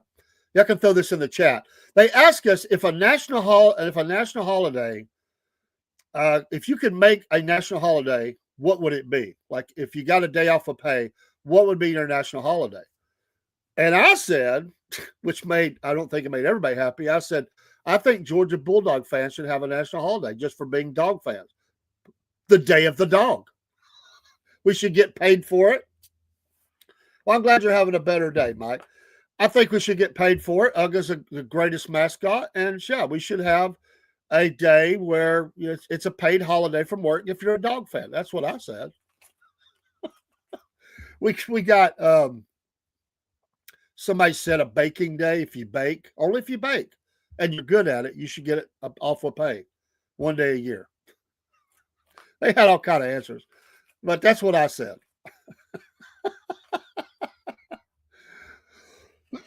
We have too many national holidays, really. I mean, at some point, the government's just not going to be working ever. National holiday today. When I was in Mexico, cannons were going off every day. And this is not a shot at Catholicism. But every day the cannons are going off. And I say, why are they shooting the cannons? Oh, it's a Catholic holiday. Next day we're out. Cannons going off. I said, why are they shooting the cannons off? It's another Catholic holiday. The saint or sister so-and-so or whatever is birthdays today, or they became a saint today or whatever. I was like, dude, they have a holiday every day. That's pretty cool. You think that you should have a day set aside to celebrate Georgia being 13th in statehood. Okay, cool. I could dig it. Number 13, baby. A prison colony. We're kind of like Australia. A lot of prisoners in Georgia. I think they all stayed in Atlanta and had offspring. Because there's a lot of criminals in Atlanta. Still. We could get 13s with a state outline, rocket, Yeah, national holiday or state holiday, we're 13th. That's why 13th is a bad luck to me. Cool. I like it. Or Rome. Okay. Rome. Rome was not built in a day, even the Rome, Georgia. Oh, it was a fun day today. I had a lot of fun. Those events can go really good or really bad sometimes, or just The event today with the engineers was pretty cool. We got to do some different things. We even got blindfolded to do this one thing. I was like, I don't know about that, but it went good. Criminals are bad here. Yeah, there's a lot of criminals down there in Rome, Georgia. That's where all the international criminals, they get out of Atlanta, they go to Rome. They've been busted. There was a house down there in Rome. This has been a few years ago. They were funneling money for terror organizations into the state from a little house there. You chatted with Elizabeth earlier. She's feeling better. Good. Rob is resting. He had a long day. He drove, was at the doctor's all day. And if he won't say anything more than that, I'll let him. It's his business. I'm not going to get in his business. but he's resting tonight. And we look forward to having a good weekend. In the morning, be on a couple of times. We'll probably do a couple of videos. And like I said, for those that weren't here, we've got some more guests coming up. Stay tuned. Follow us on Band. And get your Podbean now, because Medicare Misty is going to be on Podbean, a call-in show we're going to be doing about Medicare in about 2 weeks. Podbean, MP3, baby. Get the app now so you can call in. It ought to be a fun show. There's so much knowledge needed. A lot of people have so many. I've got questions. I mean, honestly, I'm far away from it, but my wife is getting closer, and I need to. There's questions I have, so it'll be something that I definitely am looking forward to ask those questions, because you don't want to mess that up. That's important stuff. There's some things you got to do at a certain time, and if you mess it up, it's really almost impossible to fix it. It's very important. I can't believe I'm even in the time frame of within range of several years still. I can't even believe that. It's so weird to me that I'm in range of possible, if I make it, Medicare discussions. Like, wow, that's crazy. Every day we just keep getting older. It's got to slow down. It's got to stop. I say we just stop. Quit getting older. Make the decree. I become president, I'm making the decree. Nobody gets any older. We stay right where we're at. And if we're too old, we can get younger. Make it happen. Oh, man. I was talking to one guy. He said, I used to think that 30 was old, that it was 40, then 50, then 60, then 70. He was in his 80s. He goes, I don't know what's old anymore. He did more at 80-something than most people do at 40. I mean, that's the way I want to be. I don't think I'm going to have that kind of health, but I hope. But the breakdowns are already occurring. I mean, I'm falling in parking lots. I'm getting banged up. Me and my wife, I told my wife today, I said, we're a pitiful pair. I mean, we are. My wife we was waiting on our son to get there, who's headed to work. I said, he'll be by. I said, I'll get him to help me. I was like, my granddaughter was asking me, going to a football game, do you need help up now, Papa or Papa? Because I don't want you to suffer. I can't believe. I'm like, I'm not dead, child. I'm hurting. I'm sore. She's like, I know, but you're getting old. And she's giving me that little sympathy hug. She loves me to death. But it's like, I'm not old. 3 years, mine will change, I guess. 3 years, Medicare? Is that what it is? I just don't want to lose it. Oh, I tried to understand Medicare, but it gets confusing. I just don't want to lose it 3 years. Okay, be sure to get the Podbean app, man, because and we'll have her back. That's my hope, that we have an ongoing talk about Medicare. There's so many people don't understand it, and you got to understand those Part A, B, all that stuff. You just got to understand. And I know it's hard. The government makes it difficult, right? When you get retirement age, I got you. Yeah, and that's why you got to find out, man. Those are important things to know. And you young people out there, it's going to totally change by the time you get there. So stay in touch with it.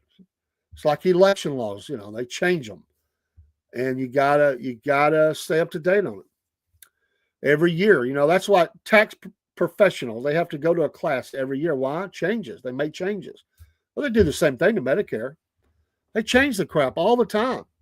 Just when you think you got a good handle on it, they throw you a curveball. It's kind of like being a podcaster. That's the way the platforms do. You're like, oh, I got all this down. This is good. And they make a change. You're like, what the heck just happened? I thought I was doing good. You've made it hard. It's not fair. There's that word, not fair. Excuse me. Tomorrow the Dogs play Texas. Go Dogs. If you are a Texas fan, that's not a problem. We're Dog fans, or at least I am, and Rob is, and we are rooting for the Dogs in this game. It's a late game. Go Dogs. I look forward to that. Today was National Pickle Day. Did you know that? National Pickle Day and National Spicy Guacamole Day and National Pajama Day. Did you wear your pajamas all day? And it was also National Seatbelt Day. So if you wore your pajamas, put your seatbelt on, and ordered some, I went and got you some pickles with some spicy guacamole, you knocked it out of the park on National Day today. The only thing I can say is I put my seatbelt on. I didn't wear my pajamas to work. I don't like pickles, and I don't like guacamole. I certainly don't like spicy guacamole. So I only got 1 out of 4. I did wear my seatbelt.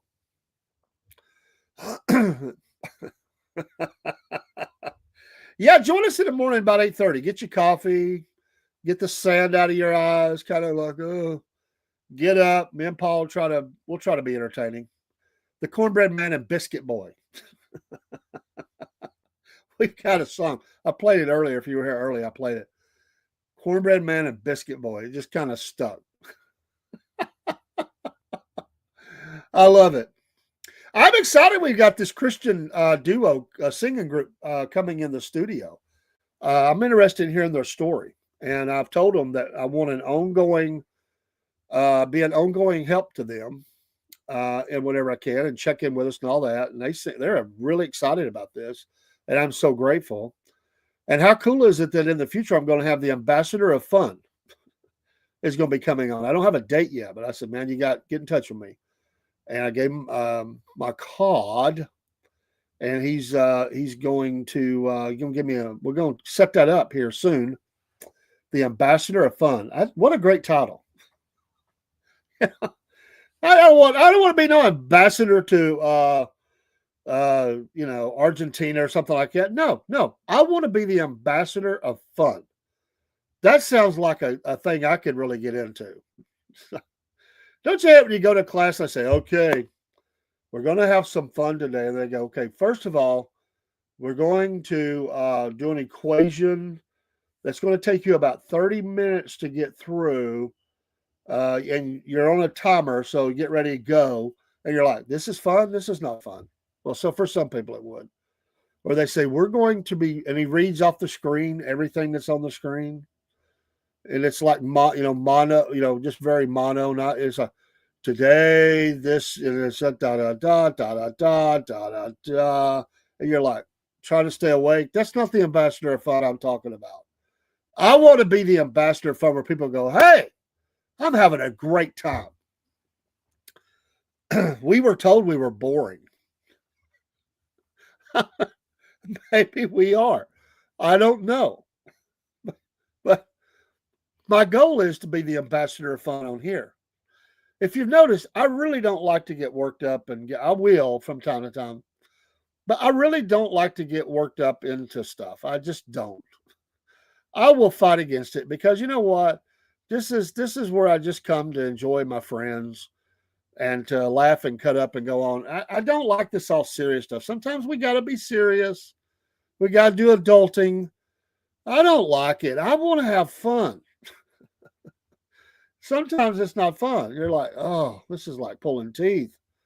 Everybody's so serious. They're mad. They're angry. They want to talk about the shutdown. They want to talk about this politician that's, fraud over here. I get it. We got to pay. I get it. Pay attention. I get it. But it's not fun. I like to have some fun. Oh, man. Uncle Jeb and Georgia Bubba, they like to have fun. They really do. And I want to be the ambassador of fun. I don't want to take his title. You want to be a coffee ambassador? That's a good one to have too. I could dig it. And now stepping forward, Michael, the coffee ambassador.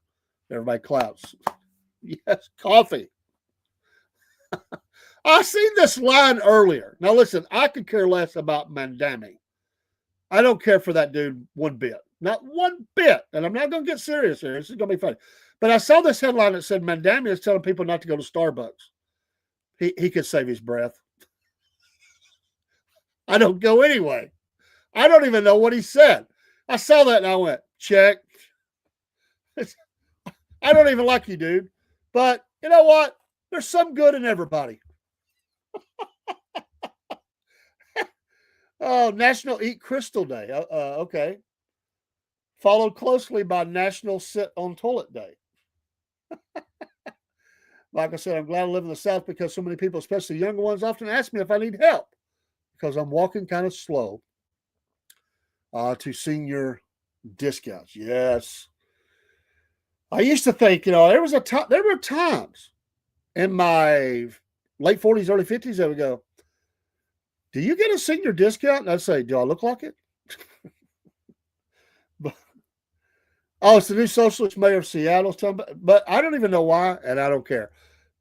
The Mr. Ambassador of Fun here, Junior, because somebody has that title. I don't go there anyway. They told me not to come back. They really did. I just listened to them. I'm not on a boycott. They told me not to come back. And, I thought, I really don't like your business anyway. Nothing against people that work there. Nothing against the products. The prices are high. The reason I don't go is because the guy said, if you believe in traditional marriage, we don't want your business. Salute. I don't need to go.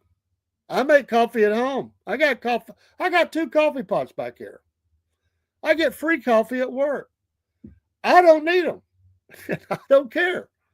You know what? They have the perfect right to feel the way they want to feel. And I have a right to stay away. Salute. It's like I told you yesterday for not vent, but jack legs or whatever. I went to the drive-thru and I didn't like the lady's attitude. So I said, you know what? Never mind. I get ugly or nothing. I just said, never mind. I've changed my mind. You have a nice day. I drove off. I thought, I don't have to be treated like this. Why would I subject myself to someone's sour comment? I just thought, I don't like the way you said that. Don't know if they meant it that way, but it hit me kind of hard. And I was like, I started to, and I went, no, it's okay. The ambassador of fun says, I'll go across the street. So then I go over there. And I got she was nice, but Miss Debbie Downer. It's like I was trying to be positive, and it was like, yeah, I get that a lot, Oh, I don't know. This job's good for now. Oh, like Eeyore. You haven't bought coffee there ever. The only time I did, I was out of town. And the only reason I did, I was in Houston, Texas. And I was having trouble finding Wi-Fi. And I had to file some reports back with my laptop. And I didn't have a hotspot or nothing. So I went down and I looked up on the internet locally where's some Wi-Fi. It popped right up. So I went there. I bought the coffee. And that's a whole nother story. I went up and they go, what kind of a coffee would you like, sir? I said, a Colombian. They went, Colombian? Like you're wanting something in it? No, just a straight Colombian coffee. Black. Nothing in it. I don't know if we just served that. And they said, you can see the menu. And I was like, okay, I don't want flavor anything. I just want a light roast, not dark, light. But if that's all you got, I'll take that. Black coffee. Do you have that? I don't know. I'll have to check.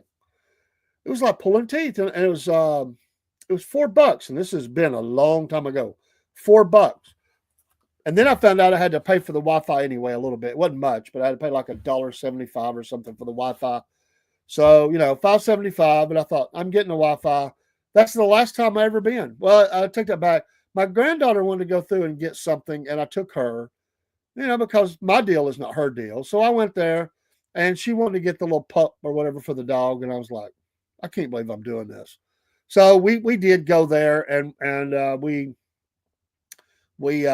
got the little whatever they call it. The little thing. And I'm not a party pooper, if she wants to go, it's fine. But it was too expensive for me. I've always had strong enough signal on my phone to run a laptop. This is a long time ago. There wasn't running that kind of Wi-Fi, dude. I mean, a long time ago. This is before we really got into all this stuff. I'm talking a long time ago. Pop cup or what? I don't know what they call it. I really don't. I just know that the dog likes it. My granddaughter's happy. And it ain't all the time. It's like once every few months. She never asked me much on it. By the way, I was telling somebody today, I love my granddaughters, all of them. And the one that lives with me, she has had my influence, which could be a bad thing, but it's mostly a good thing, I believe.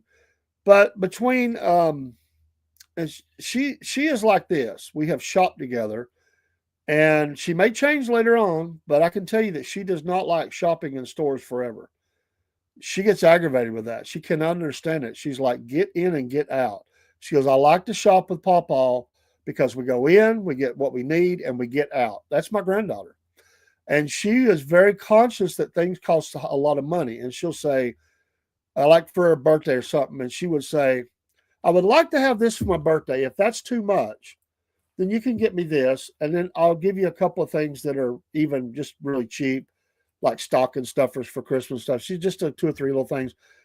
She'll ask for one thing that's kind of like the $100 plus gift or whatever. And then everything else is very reasonable. She's very conscious of that we work hard for the money. Things are expensive. And she just gets that at 13 years old. She gets that.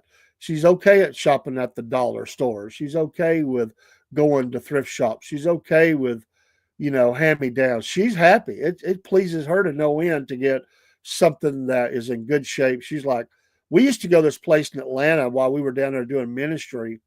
And every once in a blue moon, we would run into something that was a great price. And my granddaughter would say, hey, this is great. It's $5, Pawpaw, and I've got 3 other outfits, ensembles that I can match with that. And that will give me 3 other things I can wear to church, just mix and match. She goes, it's great. She didn't ask for the moon, and I appreciate it about her. And I don't know if that's all my influence, but she's definitely like that. Yeah, he did. He did start it. I saw the thing earlier. He took the picture in the car. Santa. I'm just glad he could do it. He had health problems that one year, and he couldn't go. He had to give it up for the year. So Santa was on IR, and a stand-in Santa had to come in. He's off the injured reserve now, and he's back on his post, pleasing kids by the hundreds or thousands. I guess it's thousands for the 30-something days straight that he does that or whatever it is. It's hard to imagine how close we are. He working till closing. Yeah, it's a lot of people sitting on your lap. I want this. Oh, it's a real gift to be able to do that. The best Santa I ever saw was a guy out in, again, it was Oklahoma City. Started to say Houston, Oklahoma City. And it wasn't even Christmas time. And he came in, he had the red overalls on. He had the beard, it was natural. He didn't have black boots on. And I found out later he ran a place called the Christmas Store. And it was Christmas supplies all year long. And he also used it as a ministry. And so he comes in, all the kids are going, hey, Santa just drove up in a truck. It was like a little Toyota or something. And all the kids are like, look, Santa drove up in a truck. He just got out. And it was a Burger King. And so he comes in and all the kids are going, Santa. And he's, hey kids, how you doing? And he comes walking around and he's getting out the little cards. So they would come to the shop. He's talking to the kids. And the card had something about Jesus on there too. So anyway, he comes over to our table. I will never forget this as long as I live. I've said it before, but I never get tired of repeating it. He comes over to our table. My wife was going, Santa. She's a big kid, I love her. She always loves Christmas. She's the biggest fan of Christmas. I love it. She goes, Santa. My sister's going, don't call him over here. She's all embarrassed. She goes, no, I want to talk to Santa. So she comes over. He comes over and he goes, what's your name, young lady? And she liked that he called her young lady. She goes, my name's Lynn. She goes, what's your name? He goes, Santa Claus. The look on her face. She's like, well, I asked. It's like, what did you think it would be? And she was trying to say, well, I know you're Santa. He goes, it's not Christmas time. I'm Santa all the time. That's my name. I'm Santa Claus. Here's my card. See, it has on there Santa Claus. It was hilarious. I gave the guy. I couldn't breathe. I was laughing so hard. My wife was going, "Shut up." I would have bought that guy's lunch if he hadn't already paid for it. I'm telling you, it was beautiful. He was very quick. What's your name? Well, Santa Claus. I mean, I don't know. What'd you expect, Bob? Oh man, we're gonna have to do an episode soon. One of those where if someone people you would know, like in entertainment world, sports world, whatever, around the world, leaders, whatever, what would they be if they weren't what they are? What job would they have? Those are hilarious. And I want to do that here soon. It's been on my mind to do it. We did that a long time ago. I remember we didn't get past about 7 people. We were laughing so hard. It might have been 10. I think we did 10. We might have got through the 10. But we had so much fun with that. We need to do it again. What job would this person have if they weren't, the lying leftist, woke individual they are? But it don't have to be that too. It could be, they could be a famous doctor or something, whatever it is. What would they be if they weren't that? That's fun. They look like an IRS accountant or something like that, and everybody goes, yeah, I can see that. I walked into the CPR class. This is a true story. Just happened about 2 months ago. And I couldn't remember if I had to be at the class. I was on the email, or the invite. I think it was just so I would know. But I ended up going. I stayed for part of it and even got credit. But I had been like a few months before that. I just been so busy I couldn't remember. Anyway, I walk in the door of the CPR class. Never saw this instructor before. And he goes, "Oh, we have a doctor in the house." And I went, "What did he just say? There's a doctor?" And I thought, why did he say that?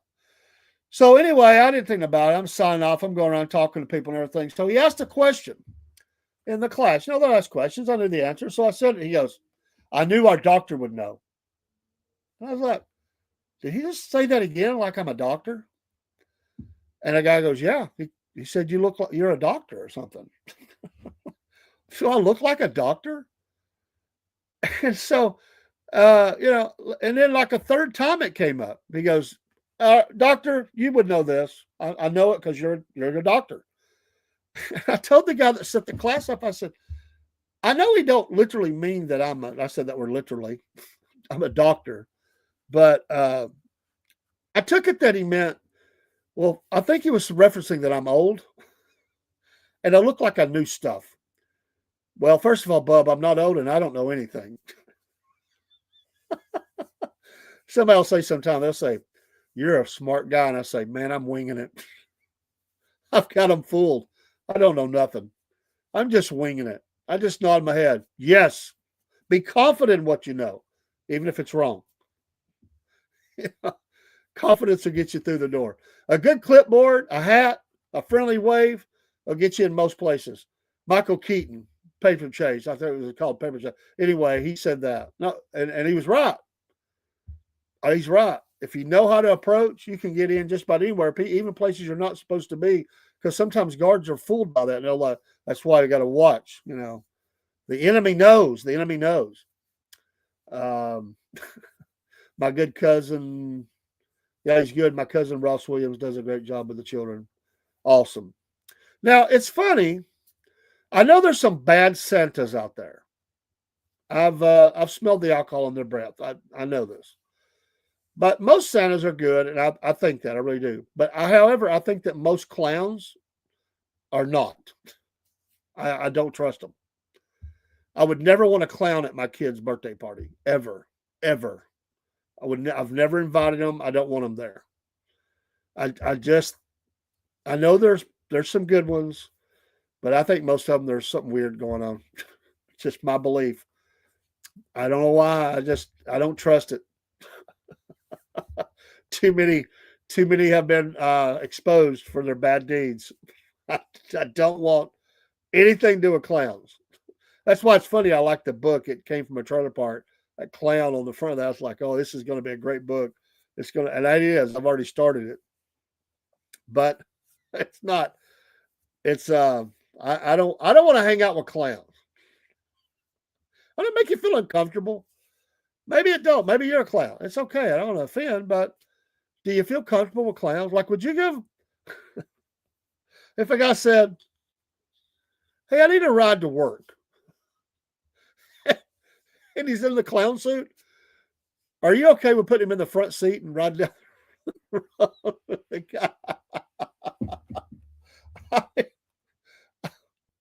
Would you be okay with it? Like, or would you feel kind of weird about it?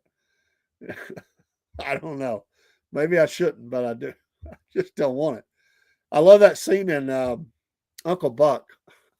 The guy shows up and John Candy pops him. That's what I think happens a lot of times. The guys, they're just weird things, man. When I was a kid, I wouldn't never. And whoever thought the Easter Bunny dudes dressed up, that's a bad idea. That creature scares the heck out of kids. Santa can scare kids, but Easter Bunny, that dude's bad. Them eyes and all that, there's something weird going on with that. But clowns, when I was a kid, my parents tried to get me to shake the clown's hands and all that stuff at the circus and all that. I'm like, no way. No way. My antennas was up and going off. I'm like, I have nothing to do with that. Oh, I'm just having fun, but I do believe that. We got a few minutes left. Thank you for your support of the Southern Fried Podcast. Maybe we are on the boring side. I don't know. It's hard to know if you're boring. I try not to be. I just try to have a good time. Ambassador of Fun, Junior. I've never liked clowns, only rodeo clowns. I don't even like the rodeo clowns that much, man. I get what they're doing. I get it. I'm still not comfortable with it. But yeah, the regular clowns, I'm like, no. That's weird. Weird to me. I don't want nothing to do with it. I probably had an experience when I was a kid. I just don't remember it, but it's there. I really don't know that, like somebody creeped me out and it just, I don't know. I've never cared for them. Never. I don't think that I may be wrong. I don't think that I ever went and sat on Santa's lap either. I don't care for that. And I never liked it. My parents made me do Easter hunts. I didn't like that. And the only reason I didn't like it is because I don't like boiled eggs. I'd color them. I thought that was fun, but I don't like eating them. I would go look for the prize eggs. I'd leave all the others around. Why would I collect them? I'm not going to eat them. So I left all them on the ground. I was looking for the plastic one that had money in it. Especially Schumer the clown. Yeah, that's a good one. He is a clown. My gosh. He gets up there bloviating, I'm standing for the American people. They can look through and see the lies. And I'm thinking, yeah, they see you. Watchman for you. How are you, my man? Welcome to the party. Late in the party on a Friday night. Oh, there's some things in life that are creepy. And if my creep detector goes off, I'm out. I've always been that way. If I go in a restaurant, Dr. Cornbread, I like it. If I go in a restaurant and my gut tells me something don't feel right, I tell my family I'm leaving. I'm getting out. And they're like, what? We just got here. I'm like, there's something weird going on here. My gut tells me to get out of here and I'm leaving. I've done this more than once. I'll be like, no way. I feel it when I walked in the door. It's like an oppression. I'm like, no, I'm out. Y'all can stay if you want. I'm going to the car. I'll wait on you. It's fine. If you want to sit, I'm not sitting. I'm not staying. I'm not doing it. I listen to that small, still voice. I'm just getting out. Poor kids around here knew early on Santa was a joke before 7, 8 years old. Well, the spirit of Santa Claus is fun. Remember, we celebrate South Pole Santa here at the podcast. South Pole Santa, not North Pole. Be no Yankee Santas coming down here. South Pole. You see, that guy was better. He's never been really known. That North Pole Santa, he's a fraud, so he makes himself known. He like over markets himself. All the movies and stuff, all North Pole, right? How much have you heard about South Pole Santa? See what I mean? He's smarter. Southern ingenuity. He knew how to get the job done. Kids just didn't know. His sleigh don't break down. He don't have a reindeer with a red nose. He gave too many homemade gifts to believe in anything else. Well, the spirit of it, the giving and all that's fun. I mean, there's nothing wrong with it. I mean, in that way, Again, I was preaching one night. A clown walked in and sat down the back. Oh, man. Did your preaching get a little louder? Or you will go to hell. True story. South Africa. A friend of mine is doing a Passover Seder thing, teaching about that, all the different parts of it and all that. Elijah's cup. The place for Elijah. Nobody sits there. And right as he was talking about the cup and the seat that's saved for Elijah, to come and all. Anyway, if you know what I'm talking about, The door opens on the church and a drunk stumbles in. He comes all the way down the church to the front. He sits down at the table in Elijah's seat. And because they were going to have a meal after this. And he actually was using a real chicken leg, whatever it was. I don't remember. The guy starts eating. He was drunk as Cooter Brown.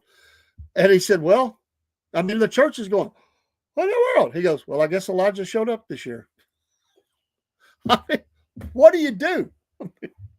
This guy comes forward. Yeah, we'll have dinner together. Marriage supper of the Lamb, I'm looking forward to it. I believe with the new body, I won't be a picky eater.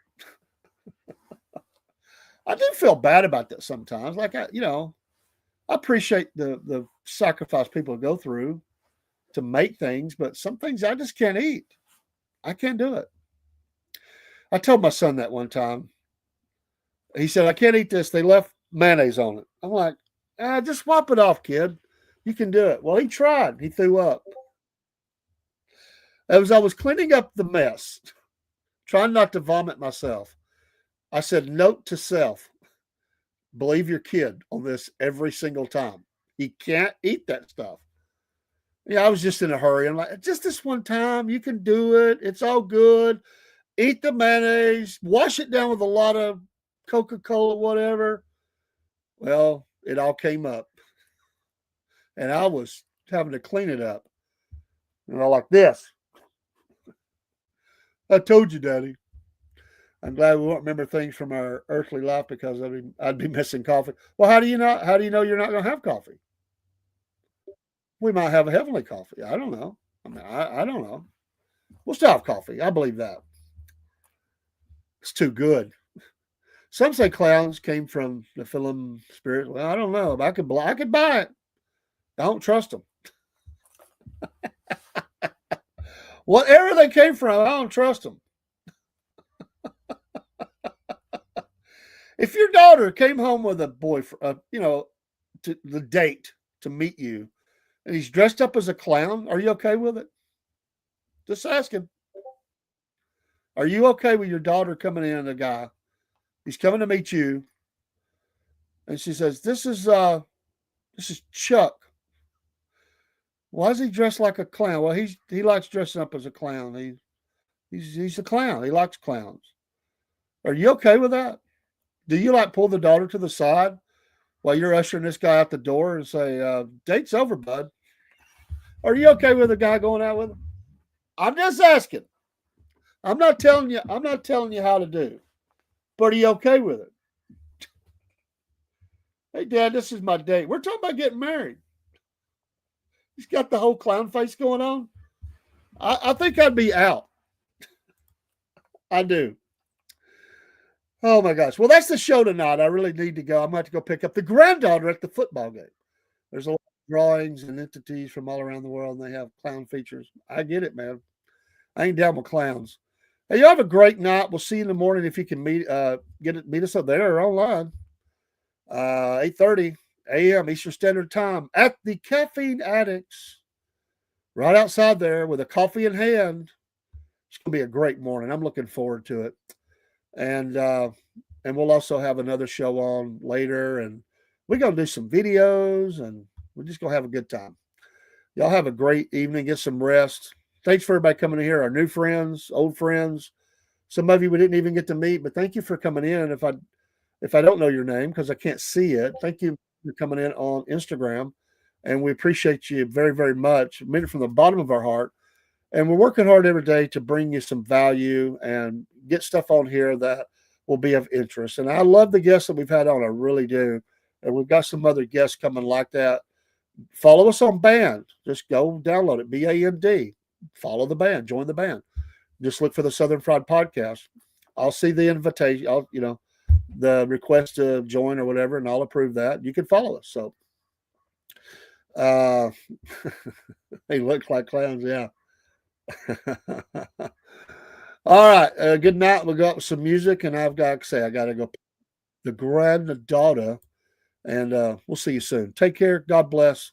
We love every one of you. Y'all pray for Rob. Pray for me.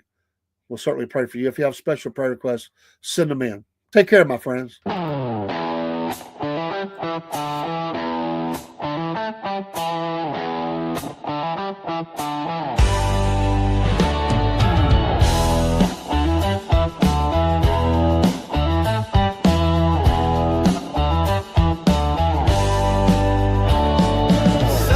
Fried Podcast, sitting on the front porch on a Friday night with our friends.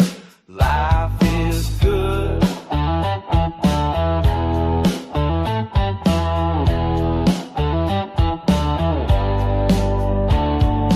Come on by and take a chair or lean on the rail. Let's have laughter and remember fun times on the front porch. Rob and Dave always have the light on for fellowship and making memories. We will try and make you stay the best it can be. Yes, life is good.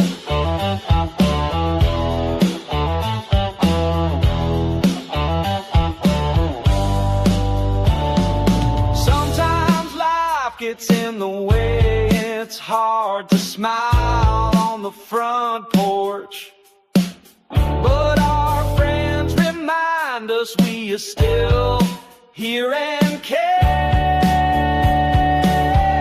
Yes, life is good.